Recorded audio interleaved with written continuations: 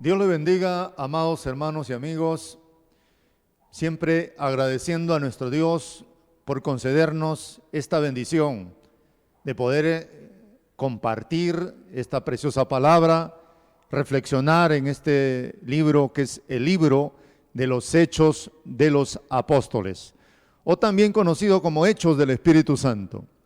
Pues estamos muy gozosos de poder seguir tomando esta bendición, sabiendo que la palabra de Dios no volverá vacía. Como dice el profeta Isaías en el capítulo 55, verso 11, así será mi palabra que sale de mi boca y no volverá vacía, sino será prosperada. Tomamos este espacio a través de su programa Arequipa en Comunión. Así que Dios me lo bendiga mucho. También saludamos al reverendo Josué Ascarruz, a su amada esposa, la sierva Edith Asencios, y queremos ya entrar en este hermoso estudio y vamos a hacerlo en el capítulo número 1 del libro de los Hechos. Hasta ahora continuamos en este capítulo sabiendo que está siendo de mucha bendición para nosotros. Ahora vamos a considerar los versículos del 12 al 14. Si Dios nos concede y nos da el tiempo, continuaremos hasta poder concluir hasta el versículo 26. Pero vamos a dar lectura en el versículo 12 con la bendición del Padre, del Hijo y del Espíritu Santo.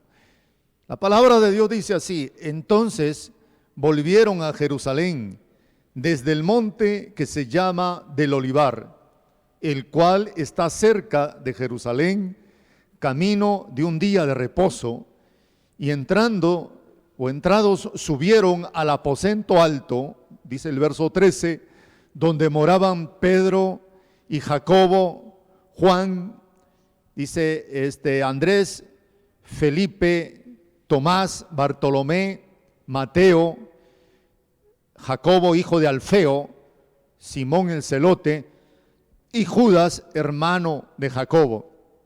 Verso 14, todos estos, dice, perseveraban unánimes en oración y ruego con las mujeres y con María, la madre de Jesús, y con sus hermanos. Hasta aquí su palabra. Vamos a dar gracias a Dios. Padre eterno, te agradecemos por esta bendición de poder tomar este tiempo donde tú, Señor, puedes tomar también esta palabra y a través de tu Santo Espíritu enviarla para edificación, para consolación y exhortación. Háblanos en este día, transfórmanos a través de esta palabra en el nombre de Jesús.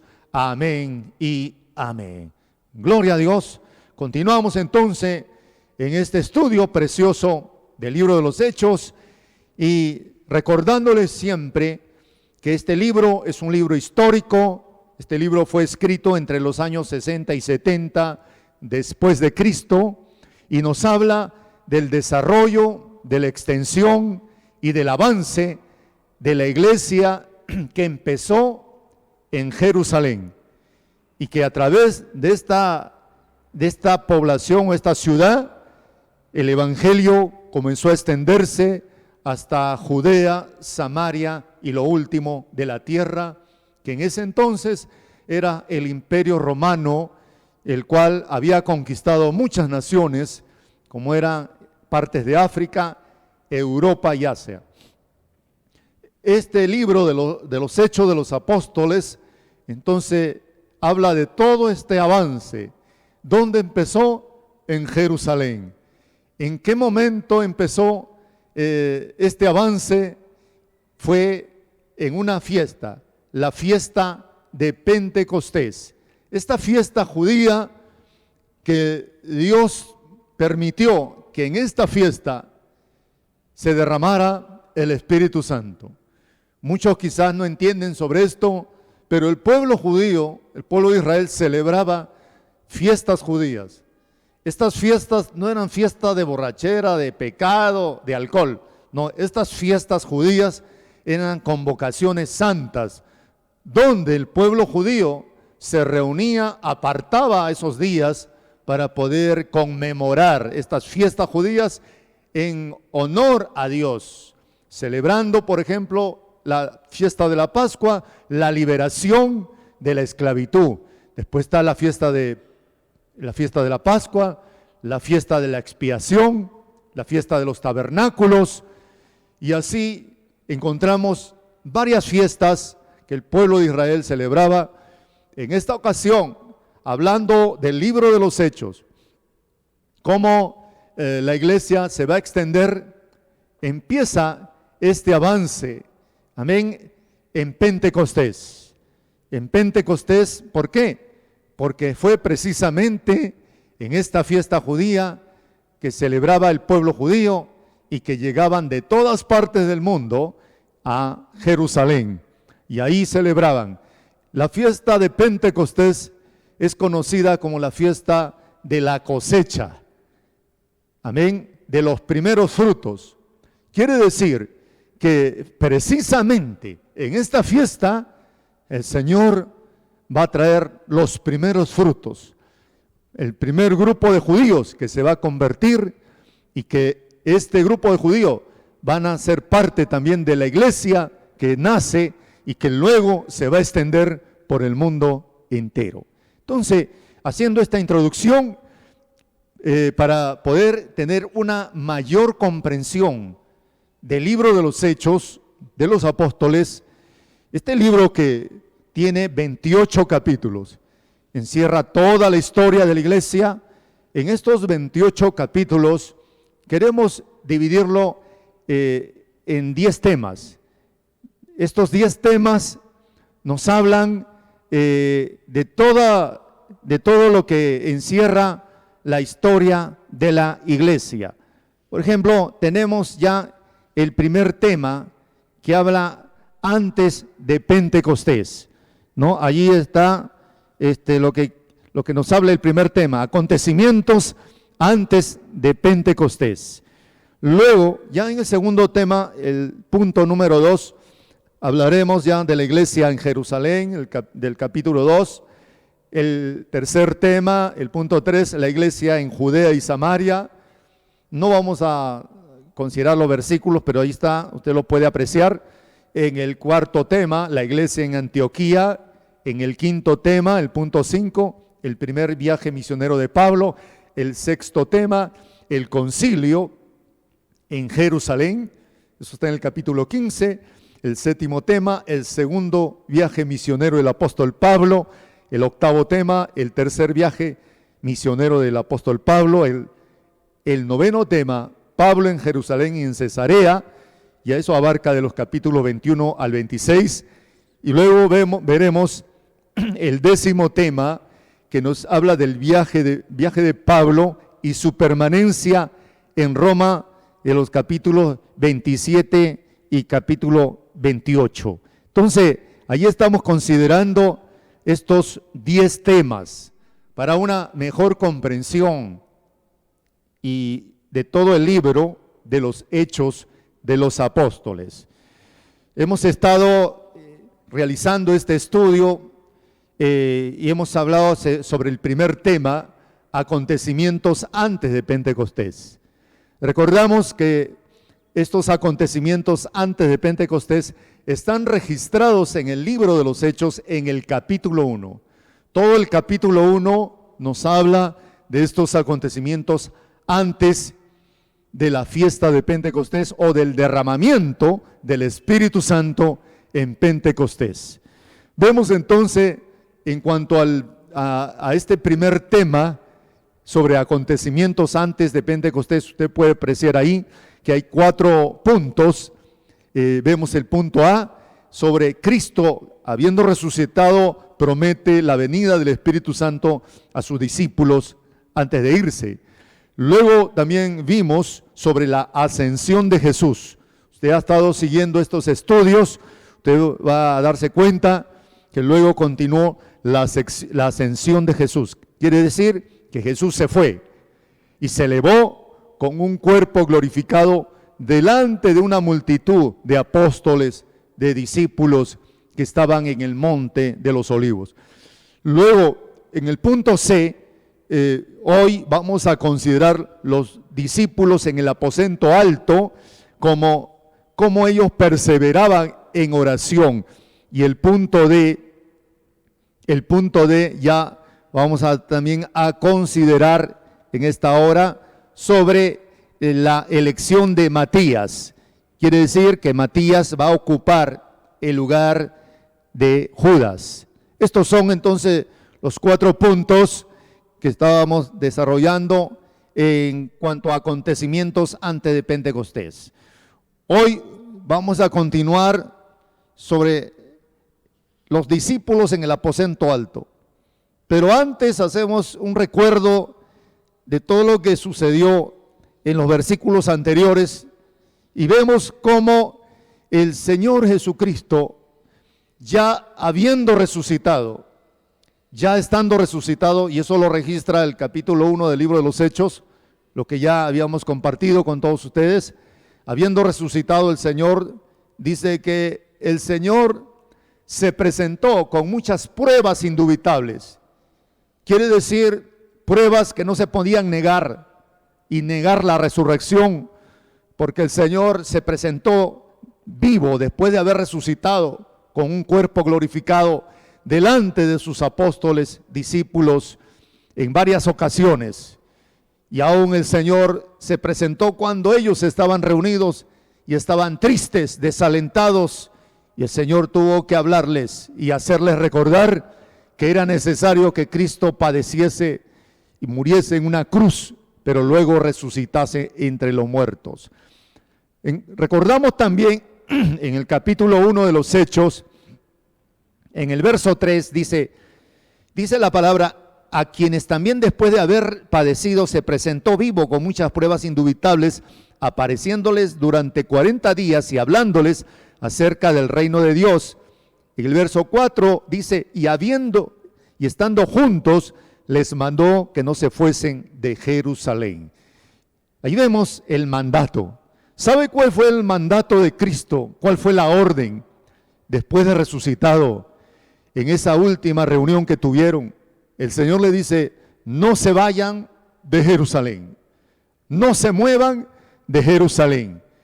¿Por qué la orden de Cristo? ¿Sabe por qué?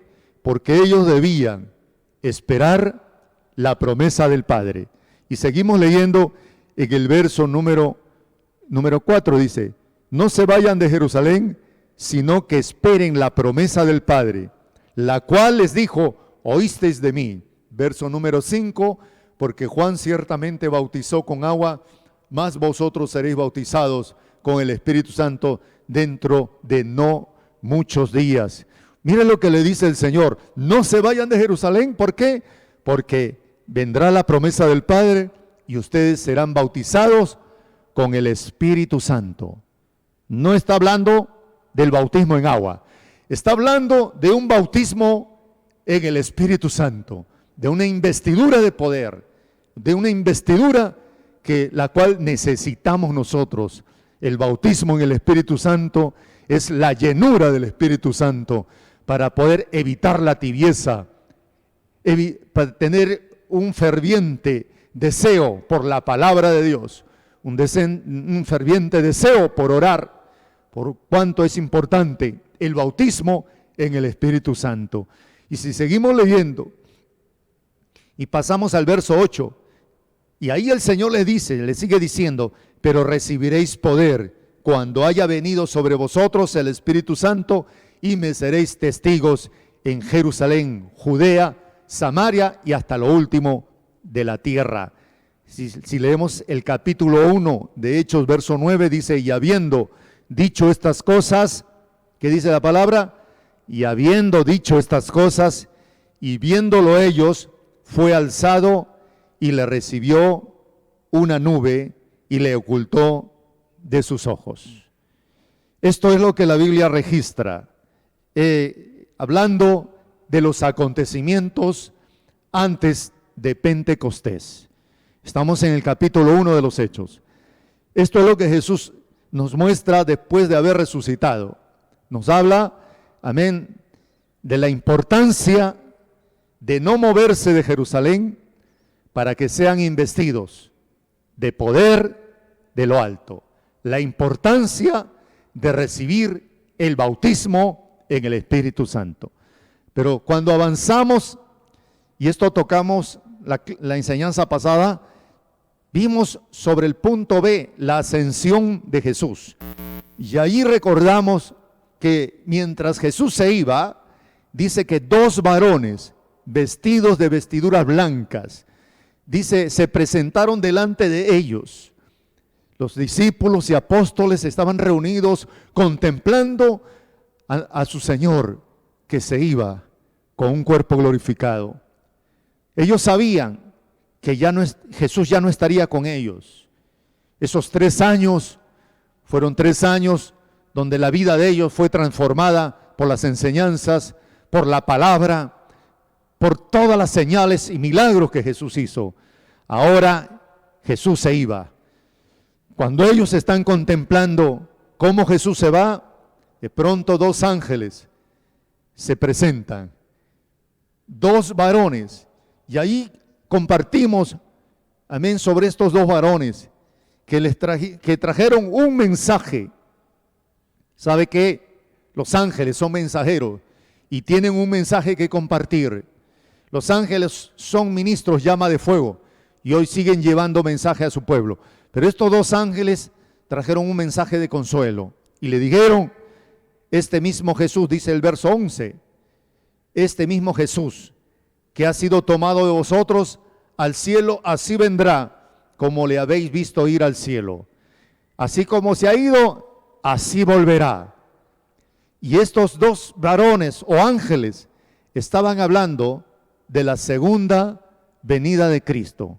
Si recordamos la enseñanza anterior, no estaban hablando del arrebatamiento, sino de la segunda venida de Cristo. Allí compartimos sobre el ministerio de los ángeles en la vida de Jesús. Entonces, cómo estos ángeles estuvieron presentes desde su nacimiento, amén, en lo que es la tentación de Jesús, fortaleciéndolo en el huerto de Getsemaní, en la tumba, y vemos también aquí en el momento de la ascensión. Ahora vamos a considerar el punto C, que habla sobre los discípulos en el aposento alto. Para ello vamos a continuar y vamos a leer el versículo número 12. El versículo 12 nos dice, del capítulo 1 de Hechos, entonces volvieron a Jerusalén, desde el monte que se llama del Olivar, el cual está cerca de Jerusalén, camino de un día de reposo. Aquí vemos entonces en la palabra, consideramos que dice que entonces ellos volvieron a Jerusalén. Gloria a Dios. Mire, la obediencia es importante. La obediencia es mejor que los sacrificios. En la vida cristiana, la obediencia es mejor que los sacrificios. Si no hay obediencia, de nada sirve orar, de nada sirve ayunar. ¿De qué serviría si no hay obediencia a la palabra? La obediencia es indispensable para que Dios pueda desatar su bendición en nosotros. Dios pueda manifestar su gloria, Dios pueda traer su promesa en nuestras vidas. Amén. Había una promesa pendiente y era el derramamiento del Espíritu Santo. Pero esto no se iba a cumplir si no había obediencia. Entonces volvieron a Jerusalén. Ahora, yo le pregunto, todos los que siguieron a Jesús, fueron miles los que siguieron a Jesús. En el ministerio de nuestro Señor Jesucristo, el Señor dio de comer a 5,000 personas, sin contar a las mujeres, dice. Habrían 8,000. Y todos los que siguieron a Jesús contemplando milagros, señales, lo siguieron. Pero sabe, la pregunta es, cuando el Señor dice, vayan a Jerusalén, ¿cuántos volvieron a Jerusalén? ¿Cuántos estuvieron en el aposento alto perseverando en oración y en obediencia a la promesa que el Señor les dio. ¿Dónde estaban esos miles que habían seguido a Jesús? ¿Cuántos siguen a Jesús por los panes y los peces? Pero la obediencia es mejor que los sacrificios. Por eso decimos, es importante la obediencia a la palabra de Dios. Por eso nos dice aquí que ellos obedecieron. Y recordemos lo que el capítulo 1, verso 4 nos decía Jesucristo. Y estando juntos les mandó que no se fuesen de Jerusalén, sino que esperasen la promesa del Padre, la cual dijo, oísteis de mí. Ese fue el mandato, esa fue la orden. No se vayan de Jerusalén. Cuando el Señor ya se fue en la ascensión, el verso 12 dice, volvieron, ¿qué dice la palabra? A Jerusalén. Volvieron a Jerusalén desde el monte que se llama del Olivar, el cual está cerca de Jerusalén, camino de un día de reposo. Así que tuvieron que caminar y conducirse a Jerusalén. Y allí en Jerusalén entonces, en obediencia, llegaron allí y allí también ya estaba preparado un lugar, una casa. La Biblia dice en el versículo número 13, vamos a leer, dice, y llegando a Jerusalén, entrados subieron al aposento alto. El lugar era una casa. Queremos decirle que este era una casa. Y dice, y entrados subieron, quiere decir que subieron por unas escaleras. Subieron por unas escaleras y en la parte de esa casa, que es el techo, o es una azotea o el techo de esa casa, subieron y allí se mantuvieron en oración. Pero la pregunta también surge, para que estuvieran allí más de 120 personas, o 120, hay quienes dicen que en esos días de espera muchos comenzaron a irse y quedaron 120. Pero aunque sean 120, la pregunta es, esta tendría que ser una casa muy amplia. Una casa, amén, con un techo muy amplio. Esta casa, entonces, era una casa amplia que ya se había escogido. Ya se había escogido para poder esperar la promesa del Espíritu Santo. Entonces vemos aquí que el aposento alto se refiere al techo plano de la casa. Se utilizaba como una sala para hospedar a las visitas al pueblo. Entonces, esta era una casa muy grande. Gloria al Señor. Pero quiero decirle que la presencia y la llegada del Espíritu Santo no fue en el templo. Si nosotros estudiamos bien la Biblia, no podemos cometer el error de decir, no, el Espíritu Santo vino y los discípulos y apóstoles estaban en el templo esperando que llegara el Espíritu Santo. No fue el templo, fue una casa. Vamos a ver en el capítulo número 2, dice capítulo 2, verso 2, nos dice, y de repente vino del cielo un estruendo como de un viento recio que soplaba, dice, el cual llenó toda la casa donde estaban sentados. El cual llenó toda la casa donde estaban sentados. No era entonces el templo.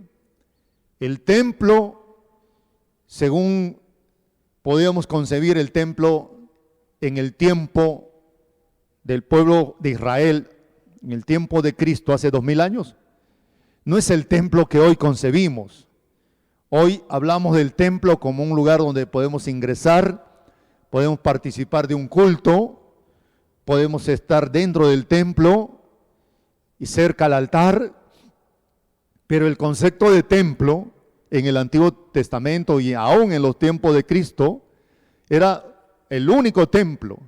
Allí no habían varios templos, había solo un templo, el templo de Jerusalén. Y ese templo tenía como función, amén, o sea, ¿quiénes ministraban en el templo? Los sacerdotes. ¿Quiénes ingresaban al templo? Los sacerdotes judíos. El altar, ¿dónde se ubicaba? Estaba fuera del templo. Quiere decir que dentro del templo, lo que estaba dentro del templo eran objetos sagrados. Estaba el altar del incienso, el candelabro de oro, estaba la mesa con los panes de la proposición en el lugar santo, luego había una cortina que separaba y entraba al lugar santísimo, y allí se encontraba el arca del pacto, que representa la gloria de Dios. Era una caja, un cofre con una tapa y 2 querubines tallados de oro puro. Eso era el templo. Entonces, hablar del templo hace 2000 años atrás no es hablar del templo lo que hoy concebimos el templo.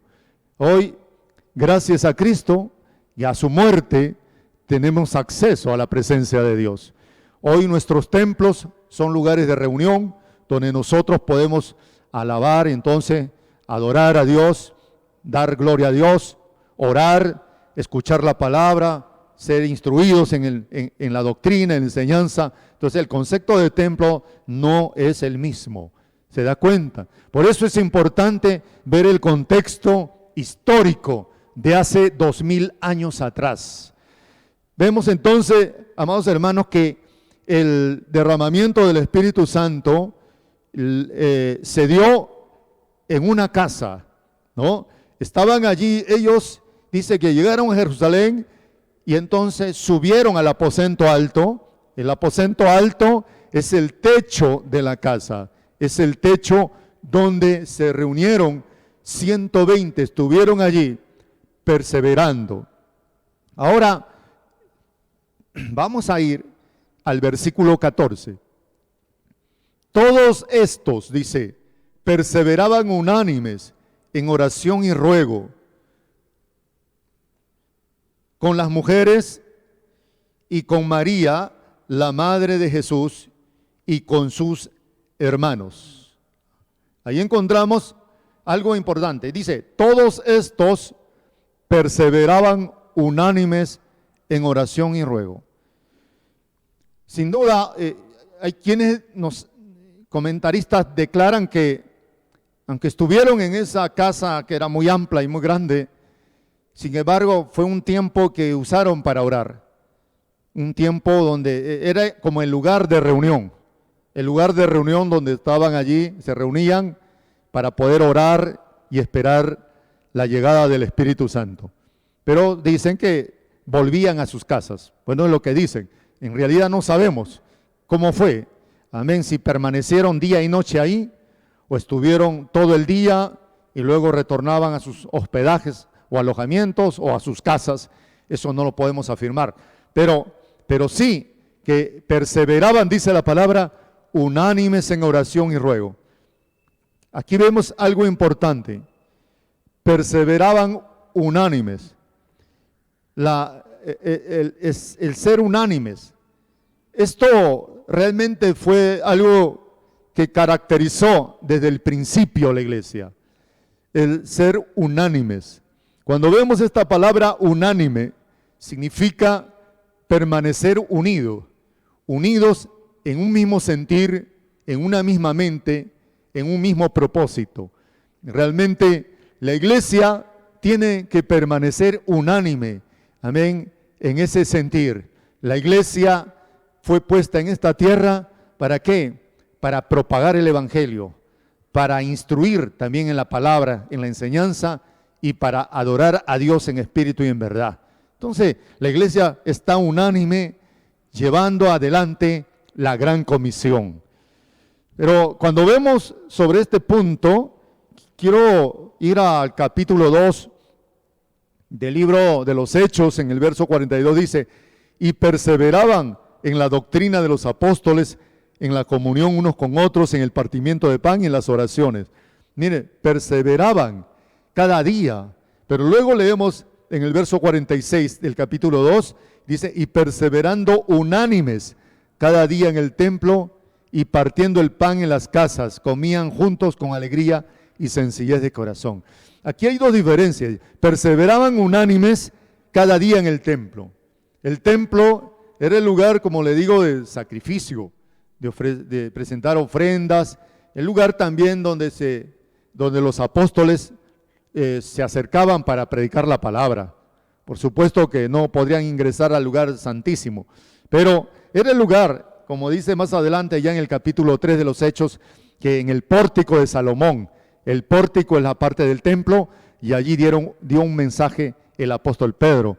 Y ahí dice el verso 46, perseverando unánimes cada día en el templo, y dice que más, partiendo el pan en las casas.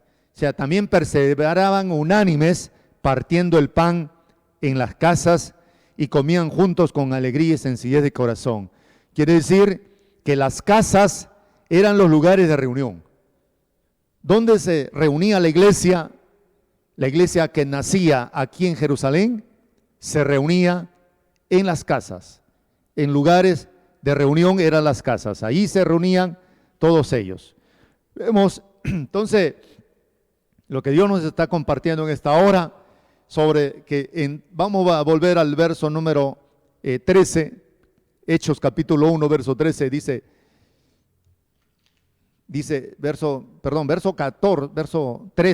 verso 13 vamos a leer. Y entrados subieron al aposento alto donde moraban, ¿quiénes? Pedro, Jacobo, Juan, Andrés, Felipe, Tomás, Bartolomé, Mateo, Jacobo hijo de Alfeo, Simón el celote, Judas, hermano de Jacobo. Y ahí dice que estaban en el aposento alto. Verso 14. Todos estos, que nos dice la palabra, perseveraban unánimes en oración. Unánime. Perseverar significa ser constante. Y eran constantes, dice, en ruego y en oración. Dice, con las mujeres y con María, la madre de Jesús, y con sus hermanos. Vemos entonces aquí algo que queremos compartir aquí en la palabra, lo que la Biblia nos dice en cuanto a los hermanos de Jesús. O si no, vamos a ver que perseveraban unánimes. Esa parte vamos a considerar. Perseveraban unánimes. Vamos a tomar algunos textos bíblicos, como Hechos capítulo 6, verso 3. Vamos a buscar Hechos capítulo 6 en el versículo número 3. ¿Qué nos dice ahí la palabra? Nos dice, buscad pues, hermanos entre vosotros, 7 varones de buen testimonio, llenos del Espíritu Santo y de sabiduría, a quienes encarguemos de este trabajo. ¿Qué dice el capítulo 6 de Hechos, verso 4? Y nosotros persistiremos en la oración y en el ministerio de la palabra. Y nosotros persistiremos en la oración y en el ministerio de la palabra. Entonces, estos textos del capítulo 6 nos habla, amén, de los apóstoles, la necesidad de que ellos no descuidaran dos puntos, dos prioridades importantes. Nosotros persistiremos en la oración y en el ministerio de la palabra. Entonces, cuando vemos que la iglesia perseveraba unánime en oración, eso lo aprendieron de su maestro, del Señor Jesucristo. Señor Jesucristo que se apartaba para orar. Los apóstoles aprendieron de Cristo, aprendieron a orar. Cristo fue su maestro. Cristo les habló de la oración en diversas oportunidades, en una forma sencilla, a través de parábolas, para que pudieran comprender, amén, el poder que tiene la oración cuando perseveramos y somos constantes, como la enseñanza que en una ocasión dio Cristo, de un juez y de una viuda. Un juez injusto, pero una viuda que iba a pedir justicia a este juez por la mañana, por la tarde, e insistiéndole que le haga justicia. Pero este juez injusto no quería hacerle justicia. Pero Cristo, a través de esta parábola, esta enseñanza, nos enseña de que aunque era injusto este juez, por la insistencia de esta mujer, dice que le hizo justicia. ¿Cuánto más nuestro Padre Celestial nos hará justicia si perseveramos, si somos constantes en la oración? Vemos la oración en la iglesia, que fue importante en la vida de los apóstoles, según el texto que hemos considerado, Hechos capítulo 6, versos 3 y 4. Pero también vamos a ver en la iglesia que ya va avanzando, va extendiéndose, que va creciendo. En otra ocasión vamos a ver lo que sucedió con Pedro en Hechos capítulo 12, del versículo 5 al versículo 7. En Hechos capítulo 12, verso 5 dice: así que Pedro estaba custodiado en la cárcel, pero la iglesia, ¿qué dice? La iglesia hacía oración, dice, a Dios por él. La iglesia hacía oración a Dios por él. Verso 6, cuando Herodes le iba a sacar, aquella misma noche estaba Pedro durmiendo entre dos soldados, sujeto con dos cadenas, y los guardas delante de la puerta custodiaban la cárcel. Verso 7, he aquí que se presentó un ángel del Señor, y una luz resplandeció en la cárcel. Tocando a Pedro en el costado, le despertó diciendo: levántate pronto. Y las cadenas, que dice la palabra, se le cayeron. ¿Sabe? La iglesia hacía oración por él. Qué tremendo lo que nos dice la palabra en esta hora. La iglesia hacía oración por él. Amén. Vemos entonces lo que la Biblia nos muestra aquí, que la iglesia en Pentecostés, según Hechos capítulo 1, verso 14, dice: todos estos perseveraban unánimes en oración y ruego con las mujeres y con María, la madre de Jesús, y con sus hermanos.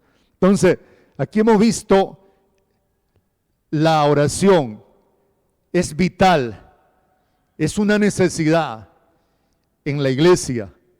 Jesucristo lo transmitió a sus discípulos y apóstoles. Los apóstoles y discípulos en el aposento alto oran, esperando la promesa del Espíritu Santo. Y luego la iglesia sigue orando, hace de la oración una práctica. Y vemos cómo la oración ejerce un poder tan grande que aún estando preso Pedro, dice que la iglesia oraba sin cesar por él. En esa oración incesante, el Señor envió un ángel y Pedro fue libertado de la cárcel. ¿Se da cuenta la oración? Orar es hablar con Dios. Orar es derramar el alma delante de Dios. Orar es orar con sinceridad delante de Dios. Orar es orar con arrepentimiento. La oración, Dios quiere recibirla. La oración es importante, pero hay que orar en plena certidumbre de fe. Como dice el autor de Hebreos, que entremos con esa confianza al trono de su gracia para alcanzar el oportuno socorro. Eso es importante. Cuando somos lavados por la sangre de Cristo, entramos al lugar santísimo, a la misma presencia de Dios.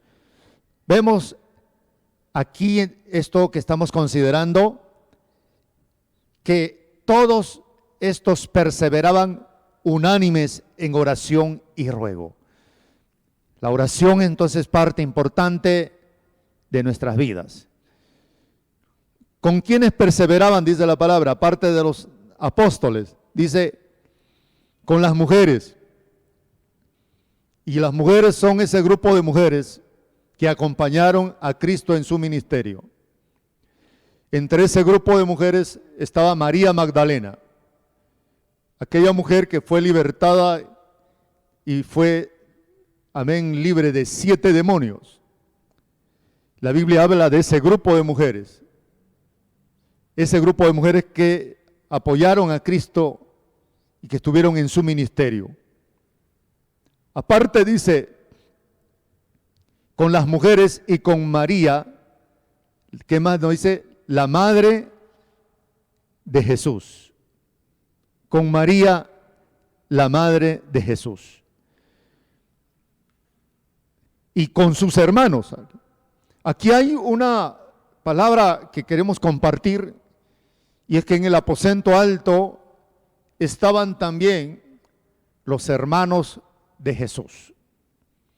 Alguno quizás pueda decir, María no tuvo otros hijos, pero la Biblia declara que María tuvo otros hijos.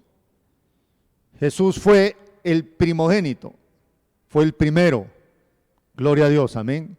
Fue concebido por el Espíritu Santo. No intervino José, amén, en esa concepción. No intervino José, fue el Espíritu Santo. Pero después María se unió con José, llevó una vida normal, una vida de matrimonio, y luego tuvo otros hijos. Muchos no lo quieren aceptar. Hablan de María Inmaculada, la ascensión de María. Hay diferentes dogmas en cuanto a María, pero la Biblia es el manual, es la palabra más segura. Podemos considerar dogmas, pero la Biblia es la que nos va a mostrar cuáles fueron los acontecimientos verdaderos. Vamos a ir a unos pasajes que están en la palabra de Dios, en el libro de San Marcos, capítulo 6. Vamos a buscar San Marcos, capítulo 6, verso 2. Amén. Dice, y llegó el día de reposo y comenzó a enseñar en la sinagoga, y muchos oyéndole se admiraban y decían, ¿de dónde tiene estas cosas? ¿Y qué sabiduría es esta que les es dada? Y estos milagros que por su mano son hechos. Marcos 6, verso 3. ¿No es este el carpintero, el hijo de María, hermano de Jacobo, de José, de Judas, de Simón? ¿No están también aquí con nosotros sus hermanas?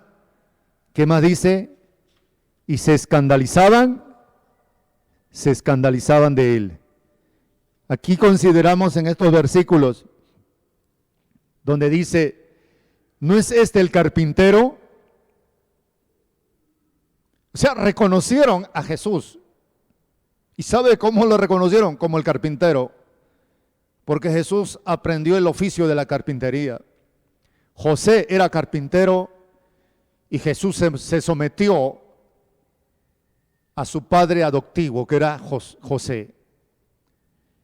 Y sabe, Jesús estuvo en su casa hasta los 30 años de edad, porque la mayoría de edad se cumplía a los 30 años. Y antes de los 30 años, un judío no podía salirse de su casa. Entonces, Jesús estuvo todo ese tiempo en su casa. Él aprendió el oficio de carpintero. En todo este pueblo le conocían entonces, allí le conocían como el carpintero.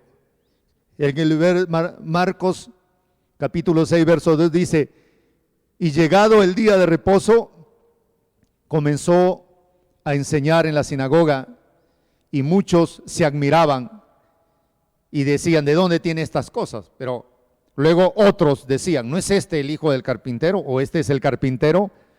Y mire la relación que dice San Marcos capítulo 6, verso 3. A ver si lo podemos ver, apreciar allí. San Marcos capítulo 6, verso 3. Dice, en el verso 3 dice, ¿no es este el carpintero, hijo de María? Note ahí lo que dice, hijo de María. O sea, están relacionando a Jesús como el hijo de María. Pero luego relacionan a Jesús con sus hermanos. Y dice, hermano de Jacobo. Estos no son hermanos espirituales, hermanos de la fe. Aquí hay una relación de parentesco.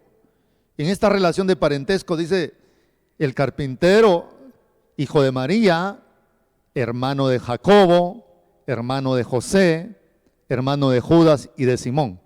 Aquí nos muestra que Jesús tuvo 4 hermanos por parte de José y María. Dice, ¿y no están también aquí con nosotros sus hermanas? Aquí la Biblia no cita el nombre de las hermanas, pero dice sus hermanas, y se escandalizaban. ¿Qué dice? Se escandalizaban de él. Amén. Estamos mostrando la palabra, por eso es importante esta enseñanza. No lo que yo pienso, lo que se me ocurre, sino lo que la Biblia dice.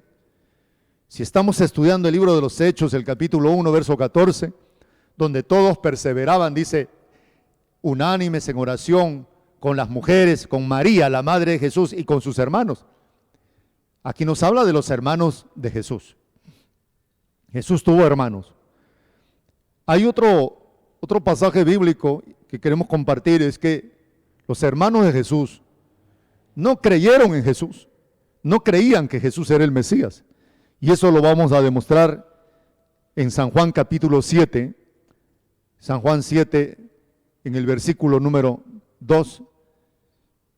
Y dice San Juan capítulo 7, versículo del 2 al 5, estaba cerca la fiesta de los judíos, la de los tabernáculos, ahí está en San Juan 7, 2, verso 3, y le dijeron sus hermanos, mire lo que le dijeron sus hermanos, sal de aquí y vete a Judea para que también tus discípulos vean las obras que haces. Mire la expresión de sus hermanos, sal de aquí y vete a Judea para que también tus discípulos vean las obras que haces. Verso 4, porque ninguno que procura darse a conocer hace algo en secreto. Si estas cosas haces, manifiéstate al mundo. Verso 5, porque ni aún sus hermanos creían en él. Note lo que dice el verso 5, porque ni aún sus hermanos, que dice la palabra, creían en él, ni aún sus hermanos. Sus hermanos, que cita la Escritura, Jesús tuvo hermanos, no creían en él. Amén. Porque si alguien quiere sustentar lo que dice San Juan capítulo 7, diciendo, no, esos hermanos son los discípulos. El discípulo es el que cree en su maestro. El discípulo es el que sigue a su maestro. Y estos no eran los discípulos de Cristo, eran los hermanos. Sus hermanos que tuvo Jesús. Gloria a Dios. Por supuesto, de la relación que tuvo José con María. Así que, pero después de la resurrección, después que Jesús resucitó, dicen los comentaristas de la Biblia que sus hermanos creyeron, amén, en Jesús, que era el Mesías. Y sabe que los hermanos de Jesús estuvieron en la ascensión cuando Jesús fue llevado con un cuerpo glorificado. Los hermanos de Jesús tuvieron el testimonio de la resurrección. Cuando vemos en Hechos capítulo 1, verso 14, los hermanos de Jesús estaban aquí perseverando en oración junto con María, la madre de Jesús. Vemos entonces, amados hermanos y amigos, cómo el libro de los Hechos nos va mostrando todos los acontecimientos.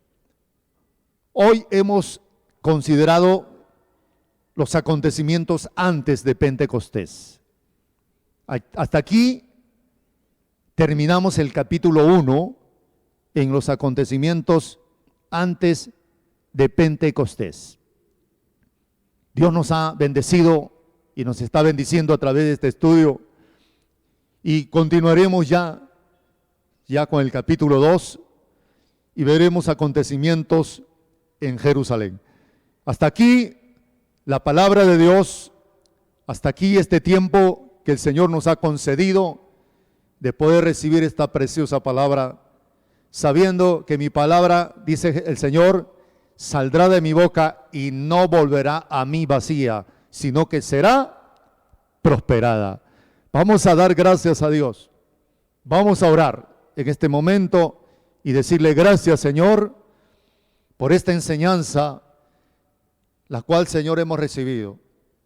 Que sea tu Santo Espíritu el que haga la obra para convencer, para edificar y para poder aún exhortar. Que la palabra tuya haya transformado y cambiado nuestras vidas. Gracias te damos. Tú nos muestras la obediencia. Cómo la obediencia va a traer la promesa tuya. La promesa del Espíritu Santo en nuestras vidas. Gracias, Dios. Ayúdanos, Señor, a entender lo que dice tu palabra, de que el poder obedecer es mejor que los sacrificios, como este grupo de discípulos y apóstoles que fueron a Jerusalén y que subieron al aposento alto para poder recibir la promesa del Espíritu Santo. Señor, te pedimos que tu palabra sea el manual de conducta, la regla infalible para nuestras vidas, para poder obedecer, porque queremos tu bendición, queremos tu respaldo, queremos tu favor, pero la obediencia permanezca en nosotros, que podamos entender que el obedecer traerá y desatará bendición. Gracias te damos. Gracias, Señor. A ti sea toda la gloria, la honra y la alabanza. En el nombre de Jesús, extiende tu mano poderosa, Dios, y llévanos a esa bendición, a esa obediencia que traerá resultados en nuestras vidas. Amén y amén. Amén. Dios nos siga bendiciendo. Dios nos siga ayudando. Que Dios nos ayude en lo que hemos determinado, y es poder estudiar este libro, el libro de los Hechos de los Apóstoles o los Hechos del Espíritu Santo. Muchas bendiciones, y en nuestro próximo programa continuaremos con la enseñanza de este libro que sé que está siendo de mucha bendición para nosotros. Amén. Dios le bendiga. Quiero dejar esta parte también para orar por sus peticiones, por toda necesidad, por todo problema que usted tenga. Dios está dispuesto a oír, pero venga a los pies de Cristo, reciba a Jesucristo. Usted que tiene una necesidad, una petición, preséntelo. Amén. Y la bendición de Dios vendrá a su vida. Que Dios le bendiga mucho. Dios le bendiga mucho. Vamos a dejar esta parte también a nuestro pastor para que él se haga esta parte de las peticiones, de la oración y de la súplica. Dios me lo bendiga. Amén. Gloria a Dios.